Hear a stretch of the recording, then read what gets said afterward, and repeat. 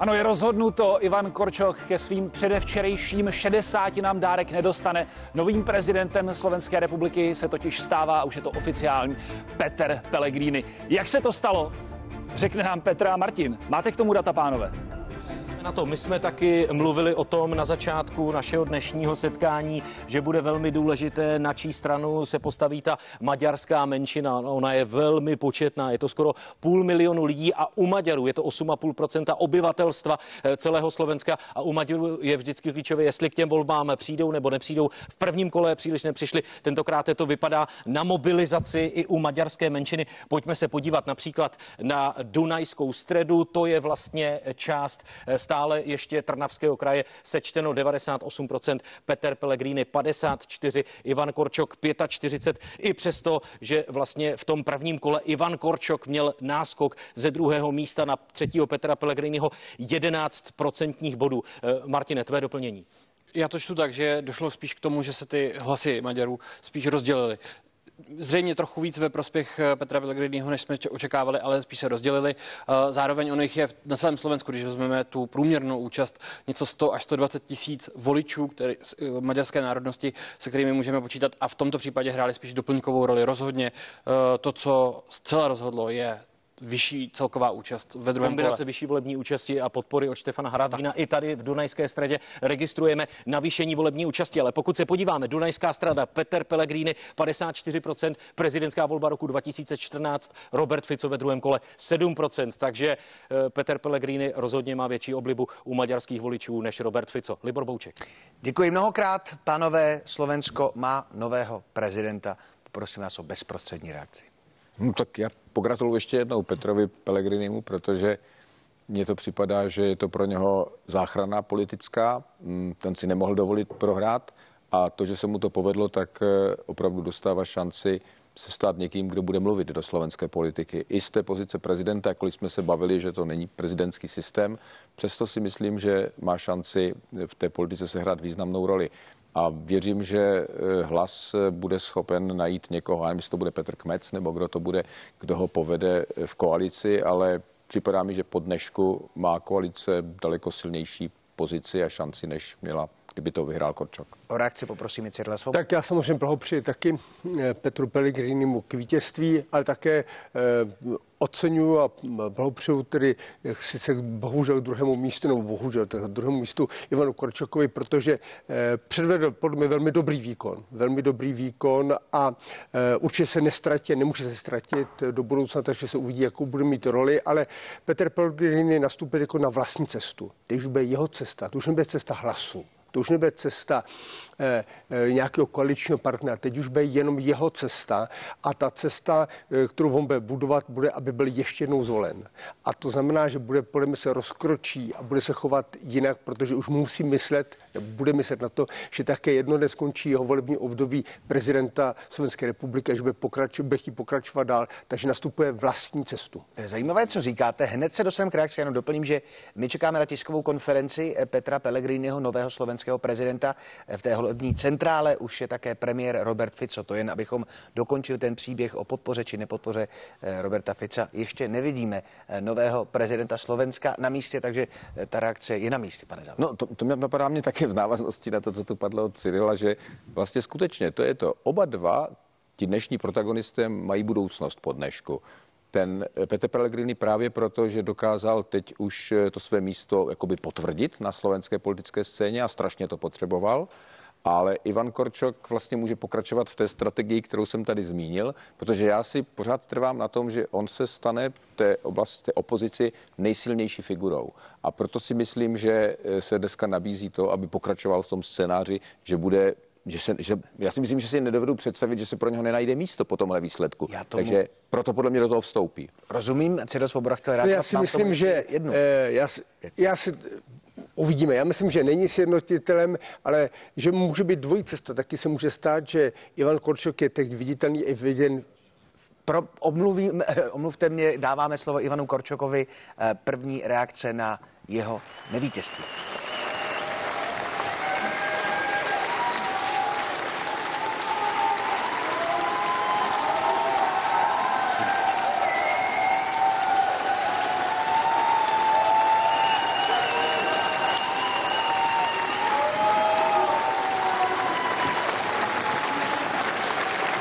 Príjemný dobrý večer. Ešte raz všetkým, milé dámy, milé páni. Ďakujeme veľmi pekne, že ste tu s nami. A mne neostáva nič iné v tejto chvíli, len odovzdať slovo Ivanovi Korčokovi. Príjemný dobrý večer. Vážené dámy, vážení páni, priatelia, ctení hostia, milé spoluobčianky a spoluobčania. Ďakujem, že ste tu so mnou. A dovolte mi začať tak, ako som sa snažil k vám, k občiankam a občanom Slovenskej republiky prihovárať od prvého dňa, kedy som ohlásil moju kandidatúru na prezidenta Slovenskej republiky. Snažil som sa hovoriť z duše, snažil som sa hovoriť pravdivo a preto tá emócia, ten cit, ktorý chcem s vami zdieľať, a teda tú hlavnú pravdu povedať, je, že som sklamaný.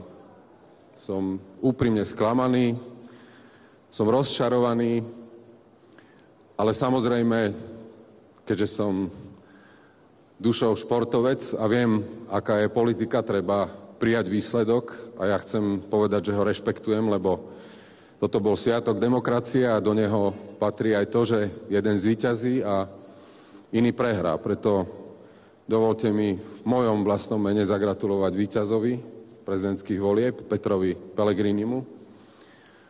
Chcem vyjadriť presvedčenie za nás všetkých občanov Slovenskej republiky, že Peter Pellegrini bude prezidentom takým, ako hovorí Ústava Slovenskej republiky. Že Peter Pellegrini bude nezávislý,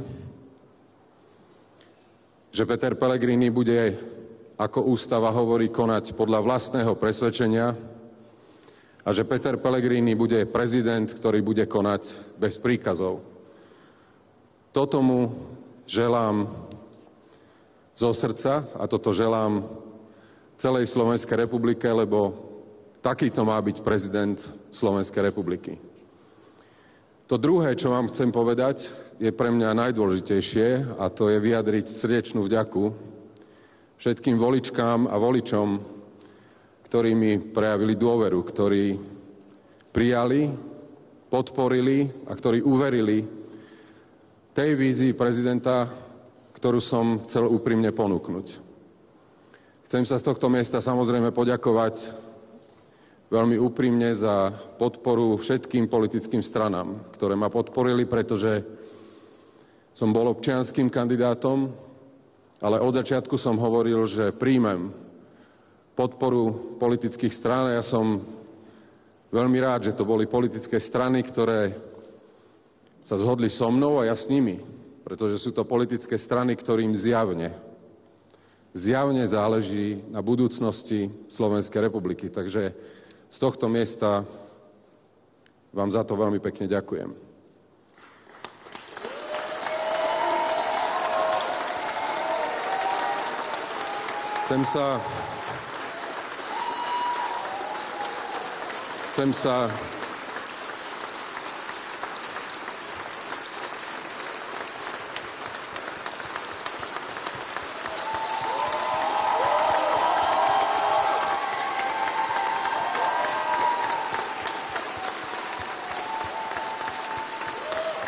Chcem sa opäť vrátiť na začiatok. A to je k tomu, že v celej kampani som sa snažil hovoriť pravdu.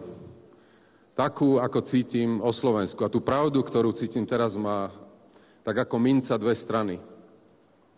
Tou prvou je, áno, spoluobčianky, spoluobčania, vážené dámy a páni, na Slovensku sa dá stať prezidentom Slovenskej republiky aj tak, že budete viesť netransparentnú kampaň. Že nikto nebude vedieť, odkiaľ prišli peniaze na účet, že to nikoho nebude zaujímať, že tí, ktorí takúto kampaň vedú, to už považujú za úplné detaily.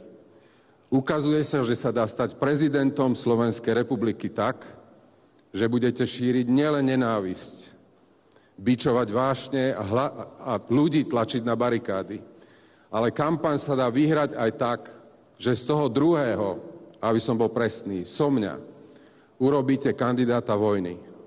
chcem vám povedať jedno veľmi zreteľne a jasne. Toto vám nezabudnem. Toto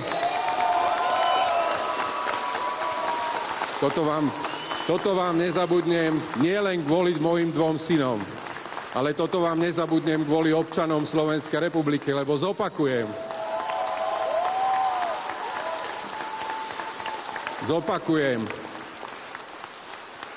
Rozhodla vysoká účasť, ja ju rešpektujem, ale rozhodol strach.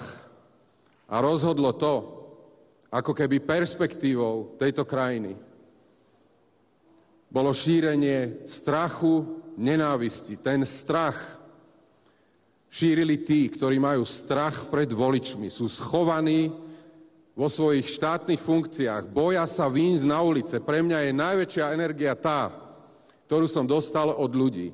Smiali sa mi, že som prešiel 50 miest po Slovensku. Smiali sa mi a hovorili, že organizujeme protesty. Na tých protestoch nezaznelo jedno slovo nenávisti. Pravdou teda je, ktorú chcem povedať. Áno, do tejto funkcie hlavy štátu sa dá dostať aj takýmto spôsobom. Opakujem, tak, že sa vytvoril o mne obraz toho, kto zavedie Slovensko do vojny. Opakujem, toto vám nezabudnem. Tá druhá strana mince je pozitívna, priatelia. V prvom kole ma podporilo 950 000 voličiek a voličov. V tom druhom kole, ja myslím, že to ešte nie je zrátané, opravte ma, ale možno to bude 1 200 000. V predchádzajúcich prezidentských voľbách sa vyhrávali s takýmito číslami voľby. Dnes to tak nie je a ja opakujem, že to rešpektujem. Ale viem, čo tieto hlasy znamenajú. Tretie, čo by som vám chcel povedať, bude všetko predmetom samozrejme analýzy, čo sme ešte urobiť mohli, čo sme povedať mali a čo sme povedať nemali. Ale stojím si za tým, že tie témy, s ktorými som sa snažil osloviť občanov a občianky Slovenskej republiky, na nich by som nemenil absolútne nič. Stojím si za tým, že musíme začať obnovovať vzťah k našej krajine. Stojím si za tým, že musíme odklínať slovo vlastenectvo, lebo nám ho zobrali. Veľká časť tých, ktorí dnes oslavujú víťazstvo, si sprivatizovali vlastenectvo. Sprivatizovali si vlajku, sprivatizovali si zástavu a pod touto zástavou a štátnymi symbolmi šíria a šírili nenávisť. Ja som ponúkol inú, v skutku inú podobu vlastenectva. Myslel som si, a nevzdám sa tej viery, že vlastenectvo môže byť niečo, čo nás môže spájať. Nepodľahnime prosím tomu, že na Slovensku nás už spája len hnev. Nevzdajme to, aby sme nanovo formulovali obsah vlastenectva a obsah patriotizmu. Viete, kto mi dal najväčšiu nádej, že to je poctivé? Mladí ľudia. Mladí ľudia sa chcú hlásiť v tejto krajine, ale nebudú sa k nej hlásiť, kým ju nezačneme opravovať. Takže súčasťou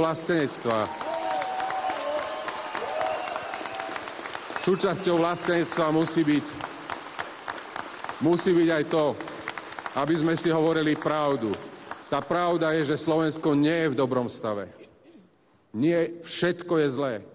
Ale ak neopravíme našu krajinu, ak mladí, prvá vec, ktorá ich zaujíma, keď dovršia 18 rokov a zmaturujú, ako zbaliť kufre a odísť, tak s našou krajinou to nebude dobre. Preto ešte raz sa hlásim pod zástavou Slovenskej republiky. Poďme na novo budovať vzťah k našej krásnej krajine.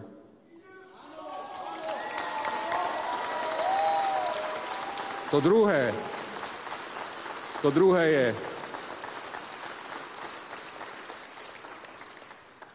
je,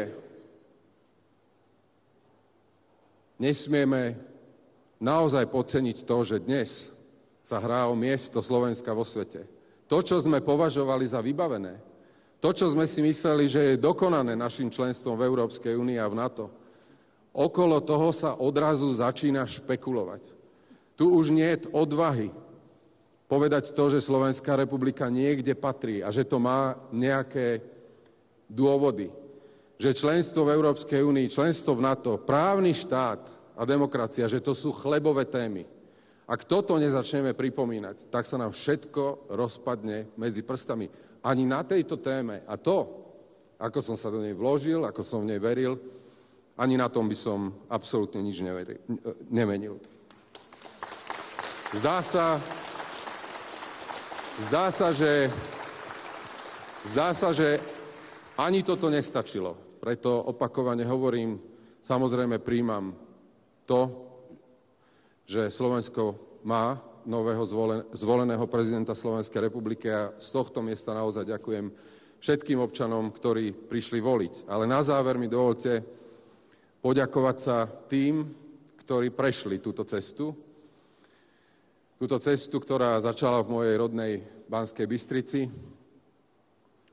Na prvom mieste sú to, ešte raz, voličky a voliči, ktorí mi dali 1 200 000 hlasov. Za to úprimne ďakujem.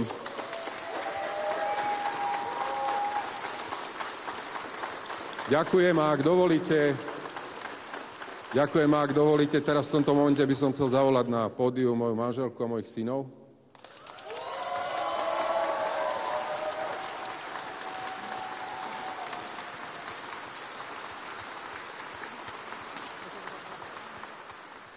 Míříme na tiskovou konferenci nového slovenského prezidenta Petra Pellegriniho. Míříme živě do Bratislavy.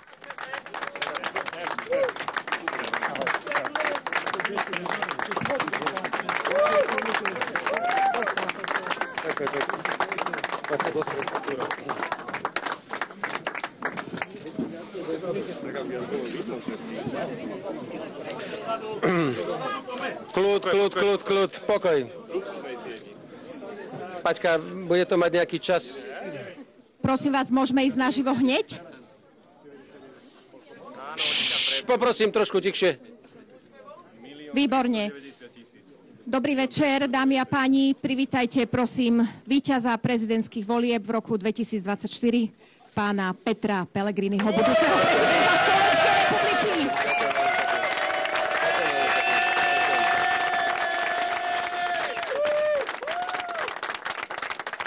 Naozaj ďakujem úprimne a z celého srdca.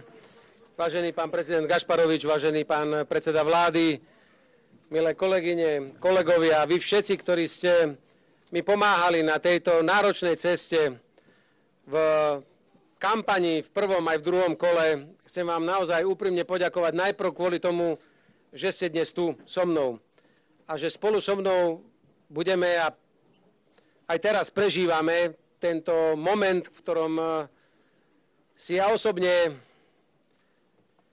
neviem, ako to mám povedať, pretože sa mi naozaj miešajú emócie, ale keď si môžem uvedomiť, že sa národ slovenský a všetci ľudia, ktorí žijú na Slovensku, vrátane našich národnostných menšín, rozhodli, koho chcú mať za prezidenta Slovenskej republiky.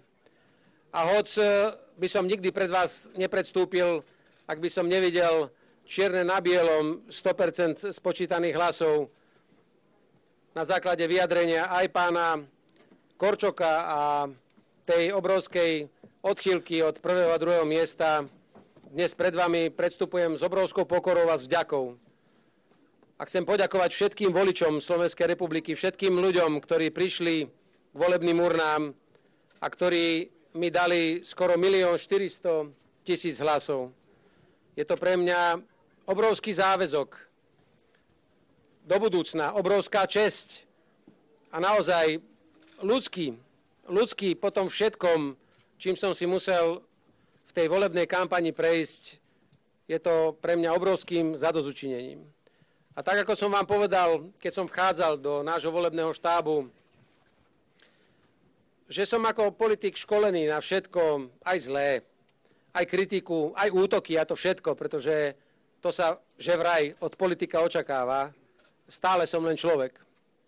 Ale na druhej strane som sa nedal žiadnym útokom, ani žiadnou špinavosťou, ani intrigou zlomiť. Naopak. Túto zlú energiu som pretavil do pozitívnej energie a ešte viac ma to pozbudzovalo k tomu, aby som sa občanom prihováral srdcom.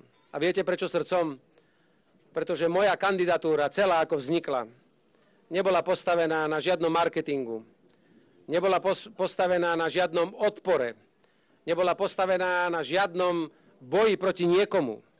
Ja som sa rozhodol kandidovať za prezidenta Slovenskej republiky len a len kvôli tomu, že som cítil podporu ľudí, ktorí poctivo žijú a pracujú alebo trávia svoju starobu na Slovensku. Iba kvôli tomu som do toho súboja išiel. A preto som veril, že keď do nejakého súboja idete úprimne, od srdca, s rešpektom k tomu, čo vás všetko môže postretnúť, že jednoducho nájdete v sebe silu, aby ste nakoniec ten výsledok dosiahli. Chcem úprimne z tohto miesta poďakovať mojim koaličným partnerom. Chcem poďakovať pánovi premiérovi a predsedovi strany Smer, Slovenská sociálna demokracia, aj pán Robertovi Ficovi, aj pánovi predsedovi Slovenskej národnej strany Andrejovi Dankovi, s ktorým sme v kontakte telefonickom, pretože je mimo Bratislavy a nemohol byť teraz tu s nami spolu.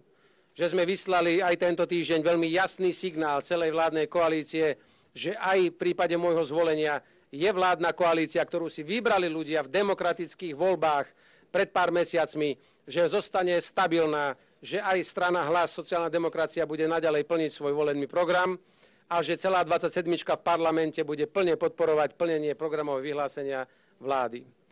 Ale chcem sa prihovoriť hlavne vám, občianky a občania Slovenskej republiky, Slovenky, Slováci, príslušničky a príslušníci národnostných menšín, ktorí na Slovensku žijete. Veľmi si vážim vašu dôveru, ktorú som od vás v dnešných voľbách dostal.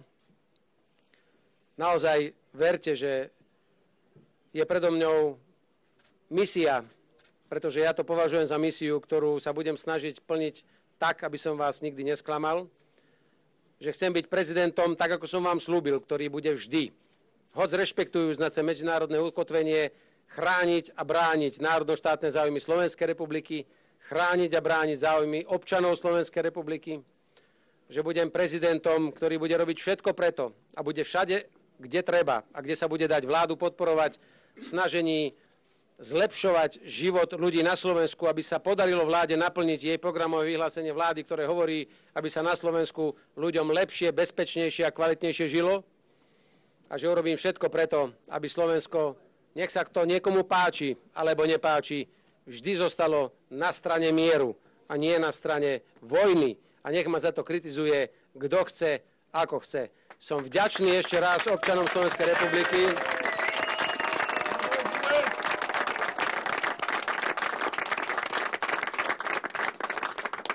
A možno dnes nedám tú najlepšiu reč v mojom živote, pretože ja som len človek a som emotívne vypätý, ale ešte raz, vláda Slovenskej republiky sa môže spoľahnúť na to, že pokiaľ bude plniť svoje programové vyhlásenie vlády, ktorej som spolutvorcom ako predseda koaličnej strany, tak sa nemusí obávať, že z prezidentského paláca, tak ako to bolo posledných 10 rokov, vznikne jedno opozično-oportunistické mocenské centrum, ktoré bude vláde škodiť, ktoré bude štátu škodiť v zahraničí a ktoré sa bude tešiť z neúspechov vlády Slovenskej republiky.